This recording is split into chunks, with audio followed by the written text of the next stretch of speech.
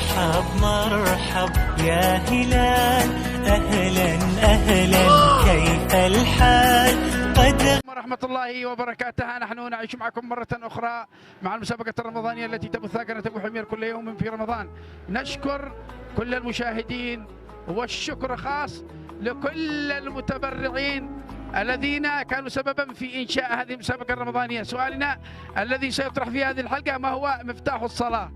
السؤال مرة أخرى: ما هو مفتاح الصلاة؟ كانت هذه الحلقة برعاية العربي للتجارة والتسويق. وتابعونا، نسأل الله أن يرزقه.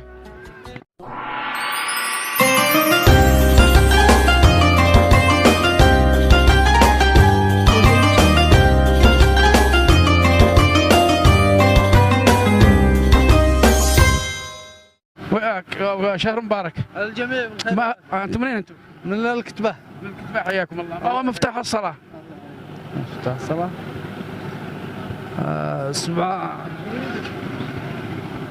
سبحانك اللهم. نزلنا الحلقة اليوم حق ابو راجح الشدادي. ما أعرف أنا. لا يعلم. الآن مرينا على هؤلاء، وجدنا الصبية وهم قبل صلاة العصر، وجدنا الوالد. سؤالنا الذي طرح: ما هو مفتاح الصلاة؟ الجنة. الجنة مفتاح الصلاة. مفتاح الصلاة. أنت ما هو مفتاح الصلاة؟ مفتاح الصلاة اسمه الإيمان. وإجابة خاطئة. مفتاح الصلاة النية. مفتاح الصلاة النية، وإجابة الوضوء. النية. مفتاح الصلاة. أجاوب عليك أنا فيها. خليك معلم العين. الصوت. هي النية، وإجابة تكبيرة الإحرام مفتاح الصلاة. جاوبنا هاي. وين؟ الدعاء. وين؟ دعاء الاستفتاح، وإجابة خاطئة. التوبة إلى الله، وإجابة خاطئة. ما هو مفتاح الصلاة؟ مفتاح الصلاة الإقامة. نعم. وتكبيرة الإحرام. جاوبنا هاي. نعم. وإجابة خاطئة. قار وبرد، حتى إن إحنا تمنينا أن في جواكت نلبسها وشيلان نضعها على رؤوسنا من شدة البرد. الآن عبده المصور صار يرتعش كالعصفور المبلل بالماء. بعد لنا ندور له حاجة حامية كذا. ما هو مفتاح الصلاة؟ قال وش دراني؟ ها؟ وش دراني؟ مفتاح الصلاة.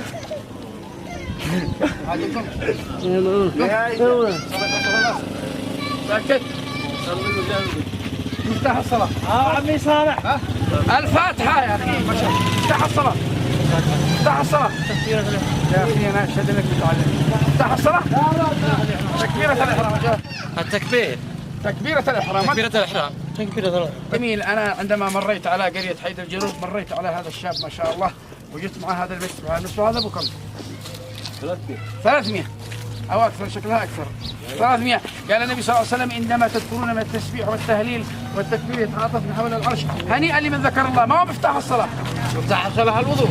الوضوء. جاوبنا هاي. وين؟ الوضوء. وين؟ كلهم قالوا الوضوء، وإجابة خاطئة. ما هو مفتاح الصلاة؟ الوضوء. ما هو؟ تكبيرة الإحرام. الله أكبر. هذا المفتاح. تكبيرة الإحرام ركن من أركان الصلاة. تكبيرة مفتاح الصلاة ما هو؟ الوضوء. وأنت؟ النية. وأنت؟ الدعاء. وكلكم إجابتكم ونحن ما زلنا مقدمين السؤال. سؤالنا الذي طرح في هذه الحلقة: ما هو مفتاح الصلاة؟ نسأل الله في هذه الساعة أن يوفق العربي للتجارة والتسويق، رجل كريم ورجل طيب، نسأل الله أن يكتب أجره. نحن مرينا على هذا الطفل الصغير، أبوه حالة مدقدقة وهو فقير، فحبينا أن نقدم له السؤال. ما هو مفتاح الصلاة؟ أي شو؟ الطهور، وإجابة صحيحة، وكان أحق بها في الإجابة بعد أن قدمنا كثير من الأسئلة وسئلنا كثير، فمرينا على هذا الولد فأجاب، والجائزة له. فنسأل الله أن يكتب أجر من تبرع بهذه الجائزة. وهذه 5000 لك على أنك جاوبت على الجائزة. نسأل الله أن يكتب أجرك ومبروك لك الجائزة. مفتاح الصلاة هي الطهور، لا يصلح للصلاة إلا إذا كان الإنسان طاهر. قال الله: وثيابك فطهر. ومبروك لك الجائزة. ارفعها.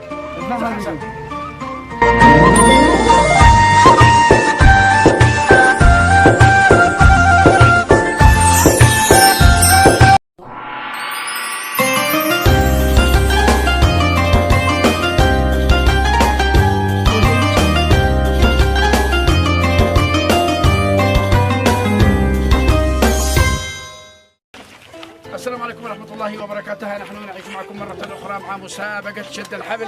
نحن الآن مسلطين الضوء على قرية الخبانية أو قرية قرن عنبر. حاولنا أن نشارك الأطفال الفرحة، فكروا أن هذا الأطفال صائمين، حبينا أن نعمل معهم مسابقة من أجل أن يحصلوا على شيء، وكانت هذه الجائزة برعاية العربي للتجارة والتسويق. الآن مستعدين، شوف فرحين. نحن لا نريد أن نطلق المسابقة إلى على الكبار، بس نريد أن نقذف الفرحة في قلوب الأطفال. أنا عندنا تمام مركزين معي، بس خلينا الثلاث صغير شارك وتاشي. تمام 1 2 3.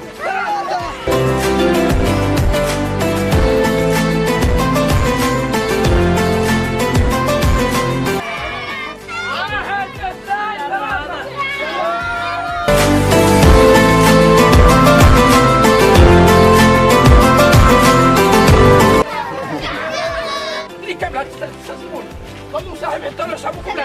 لا يلا 1 2 3.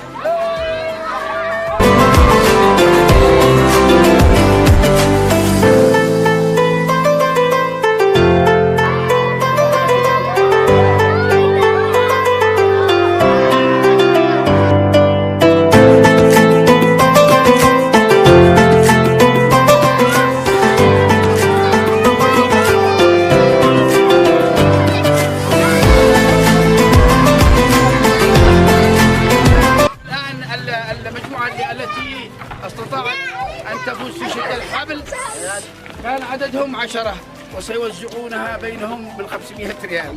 ايش نفعل؟ لكن الذي بيوزعها الوالد. تمام، انا ما نشتي تقوم بصح. يلا يا والد وزع بينهم بال500. 500 يلا جائزة. صفوا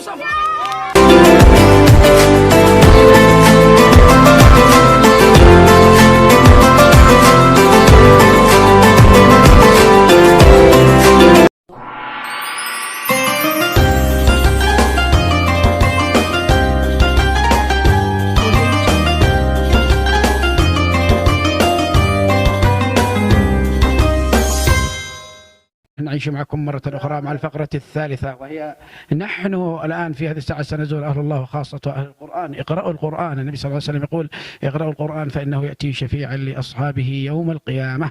القرآن والصيام يشفعان للعبد يوم القيامة. القرآن يقول ربي منعته النوم في الليل فشفعني فيه، والصيام يقول رب منعته الطعام في النهار فشفعني فيه. مرينا على أحد الذين يحفظون القرآن ما شاء الله، ومتفوه أيضا في الخطابة، خطيب ما شاء الله عليه، ونتمنى جميع الشباب أن كلهم يقتدوا أثره. فالأخ إدريس ما شاء الله عليك، اسمعنا مما تحفظ. أعوذ بالله من الشيطان الرجيم. قل يا عبادي الذين أسرفوا على أنفسهم لا تقنطوا من رحمة الله إنه يغفر الذنوب جميعا إنه هو الغفور الرحيم. وأنيبوا إلى ربكم وأسلموا له من قبل أن يأتيكم العذاب ثم لا تنصرون. واتبعوا أحسن ما أنزل إليكم من ربكم من قبل أن يأتيكم العذاب بغتة وأنتم لا تشعرون. أن تقول نفس يا حسرة على ما فرطت في جنب الله وإن كنت لمن الساخرين. أو تقول لو أن الله هداني لكنت من المتقين. صدق الله العظيم. اللهم اجعل القرآن الكريم ربيع لقلوبنا ونورا لصدورنا وجلاء لهمومنا وقمومنا. ذكرنا منه ما نسينا، علمنا منه ما جهلنا، زغنا تلاوته عنا الليل وطرف النهار. الله قال قل يا عبادي الذين أسرفوا على أنفسهم لا تقنطوا من رحمة الله. يا من قطعت الصلاة إياك أن تقطع الصلاة في رمضان. يا من قطعت الأرحام لا تكن قاطعا للرحم في رمضان وفي غير رمضان. فنسأل الله، وباب التوبة ما زال مفتوح ما لم تغرقر أو لا تكون تجرب الشمس من غروبها. فنسأل الله لك التوفيق. هذه الحلقة كانت برعاية العربي للتجارة والتسويق. نسأل الله أن يجعل رزقه يتساقط عليه كمزن الخريف.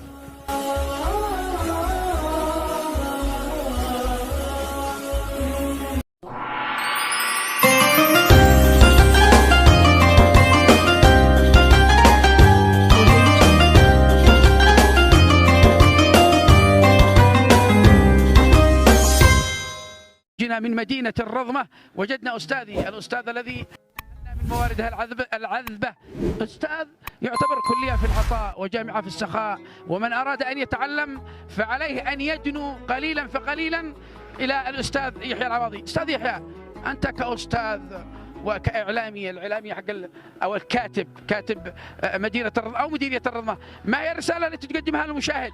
وما هي الرسالة التي تقدمها للداعم الذي لولا هؤلاء الداعمين لما بزغ نجمنا في سماء هذه القناة؟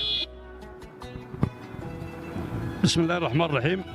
أولا رمضان مبارك كل عام وأنتم والوطن بخير وصحة وعافية.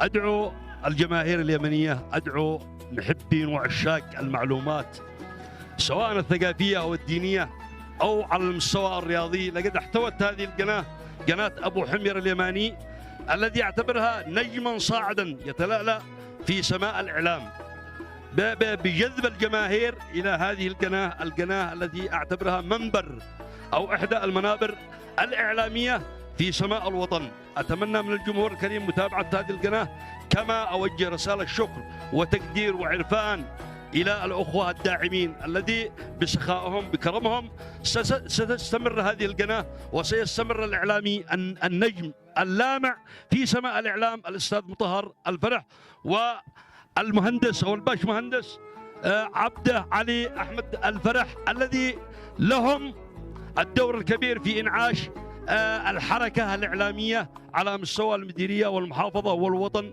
كل الوطن. أتمنى لكم التوفيق والنجاح ومزيدا من العطاء، وكتب الله أجركم وبارك الله جهودكم. السلام عليكم.